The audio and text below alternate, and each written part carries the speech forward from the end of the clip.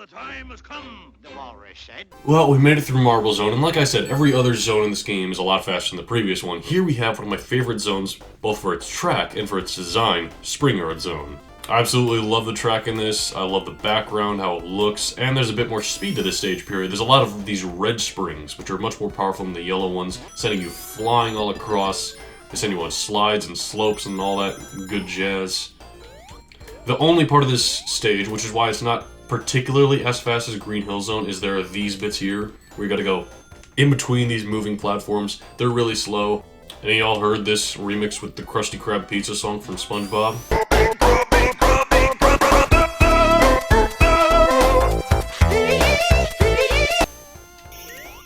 Quality. Oh dear. Please give me that. Oh, okay. You gotta make sure you get it in time, otherwise Sonic will just leave and you won't be able to control him anymore. Which I don't know that we've done that yet. We've gotten 50 rings every time so far. At least that we had the opportunity. Should be close to getting to continue here. There we go. This one seems pretty linear so far. Oh, that's a goal down there. We don't want that. The goal is not our goal. The Chaos Emerald is.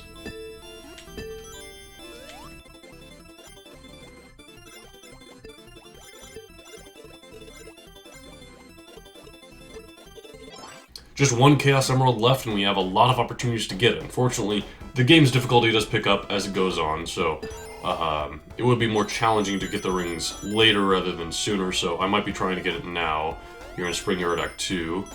One thing I will always compliment about Sonic the Hedgehog level design over other platformers like Mario and Kirby is that Sonic the Hedgehog level design always focuses on, well, okay, at least in the best Sonic the Hedgehog games, it focuses on multiple pathways and exploration, lots of stage gimmicks. It makes things interesting beyond just going fast. A lot of people say, well, all you do in Sonic is hold right and occasionally jump.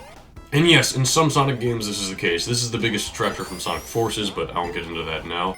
But in the original Sonic the Hedgehog games, yes, it's a lot of the time just on rails because you're going fast, but a lot of the time you're choosing pathways. Some pathways are easier than others, some are harder than others, that sort of thing. And there are stages that perfectly show this, in like Sonic the Hedgehog 2. I think Aquatic Ruin Zone is a perfect example of it.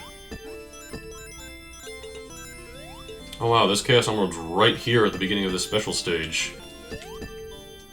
Oh, well that's unfortunate. We unfortunately didn't get the Chaos Emerald, so we're gonna have to try that special stage again. Now, I don't remember exactly how it works, but in particular Sonic games, there are different mechanics regarding failing a special stage. In some Sonic games, when you fail a special stage, the next time you go into one, you just have to redo that one you failed. And I'm pretty sure in this game, though, if you fail a special stage, you're then continuing the rotation, and you won't be able to do that one, or you won't be able to attempt that one again until you eventually get back to it, after you've done all the others, or at least attempted all the others.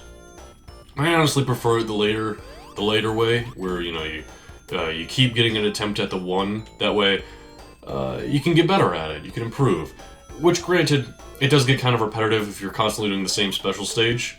The development of Sonic the Hedgehog boils down to they needed a mascot, or Sega needed a mascot. They had been a game company since the 8-bit days of the Sega Master System, which I actually never played a Sega Master System game on the channel, which is a bit of a missed opportunity on my part. Sorry for that. Anyway, they had Alex Kidd for a bit, who wasn't much of a mascot really, but they needed someone to directly compete with Mario, which is one of the things I admire most about this game's advertising, and just Sega's advertising in the 90s in general. What I admire is their absolute hatred and aggression towards Nintendo and Mario in their advertisements. Like, they literally have an advertisement of this kid going to a game store. He sees both Mario and Sega Genesis, and he just is like, oh, that one's cheaper, and it looks better, so I'll do that one. And that was the ad. Wow, Sonic's fast, too. No, over here. I like Genesis, and it costs a lot less. Wait, kid, that game I'll there. take Sonic and Genesis.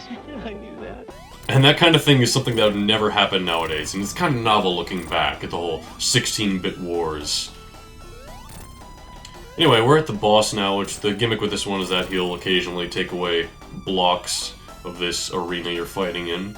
Sometimes it can get a bit dangerous. He only takes away ones based on where you're standing. So as you saw, I was standing here, that's why I dipped down and tried to take out the platform, but he was already done for at that point.